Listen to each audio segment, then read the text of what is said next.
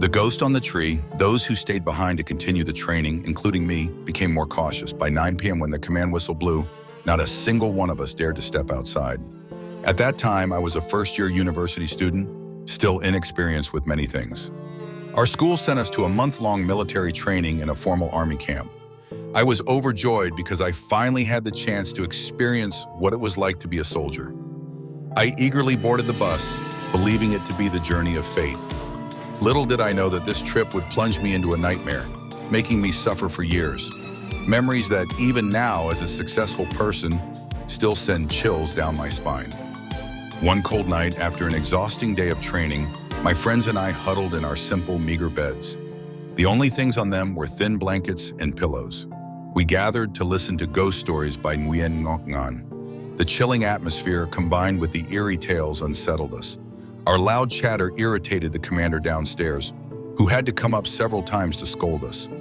Some of my friends, trying to shake off the cold, slurped instant noodles noisily. The winter had just passed, but the cold still lingered. I was careless, bringing only a single backpack while my friends packed extra clothes, blankets, perfumes, and hangers. Without a blanket, I shivered uncontrollably, my lips turning blue. To keep warm, I layered another military uniform over my clothes while listening to the stories. I wasn't sure whether I was trembling from the cold or from fear. The ghostly sounds from the speakers, combined with the desolate night and the howling wind outside, made the atmosphere even more terrifying. Suddenly, I noticed something leaping back and forth on the eucalyptus trees in the distance. My bed was on the second bunk, right next to a small ventilation window without glass, providing a clear view outside. While my friends hid under their blankets, afraid to look, I was the only one who dared to stare. I never expected to be the sole witness to this eerie sight. I swallowed hard and shook my head, convincing myself that it was just swaying branches playing tricks on my poor night vision. Determined to ignore it, I covered my ears and forced myself to sleep. The next day I woke up to hushed whispers among my peers. Someone had died the previous night, found hanging from a eucalyptus tree. My heart pounded as I glanced at the tree they were talking about. To my horror, it was the same tree where I had seen the shadowy figure swaying. Cold sweat drenched my back despite the frigid air. That very day, the commander gave us a break while authorities investigated. The victim was none other than one of our fellow trainees. Many students were so terrified that they abandoned the training and returned home immediately. For those of us who stayed, we became extra vigilant. By 9 p.m., when the command whistle blew, no one dared to step outside. I was naturally curious, and unresolved mysteries only fueled my unease.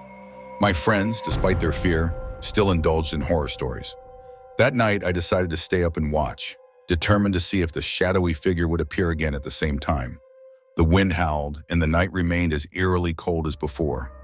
Just as I was about to give up and sleep, the shadow reappeared. My eyes widened in shock. I tried to speak, but no words came out. The figure seemed unaware of my gaze, moving back and forth before eventually vanishing, leaving a dark spot on the tree. The next morning, as I had feared, another student was found hanging from the same tree. The commander escalated the case, and high-ranking officials arrived to investigate, yet they found no clues. Panic spread among the students. Even the bravest among us decided to leave, unwilling to risk another night there. The commander, now visibly concerned, took drastic measures. That evening, after the 9 p.m. whistle, he personally checked every room, locked the doors tightly, and ensured that no one could leave. If another death occurred under these conditions, then the culprit wouldn't be human. It would be a ghost. The very third night, fearful yet determined, I confided in my two closest friends, Hung and Long. After hearing my story, their faces turned pale, but they agreed to stay awake with me to witness the truth. Both of them had beds on the lower bunk, but for this mission, they climbed up beside me. The three of us huddled together, staring out the window, refusing to blink. As time passed and nothing happened, they began to doubt me. Just as they were about to give up, the shadow appeared again. Hung gasped and screamed, his face turning ghostly white. The figure abruptly stopped and turned towards us. Its eyes glowed red, its face grotesque. It stared directly through the small window, blinking menacingly. Hung shrieked and dove under his blanket, trembling. The entire dormitory woke up in chaos. Long's face was drained of all color, while I sat frozen, my heart pounding wildly. The next day, the story spread like wildfire. Hung couldn't keep quiet and recounted everything to our classmates. Long silently nodded in confirmation. I, however, kept my lips sealed. That same day, our entire class decided to withdraw from training, opting to complete our military course elsewhere. We never wanted to return to that cursed place again. Years later, Hung changed after that night. He spoke less and less. Over the years, his health deteriorated inexplicably. Once a strong young man weighing over 70 kilograms, he became frail, dropping to barely 40 kilograms despite all medical efforts. A few months later, he passed away. I attended his funeral, staring at his incense smoke with a heavy heart. Had I indirectly caused his death? If I hadn't urged him to watch that night, would he still be alive today?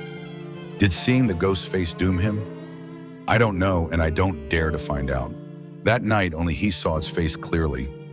Now he has taken that truth to the afterlife.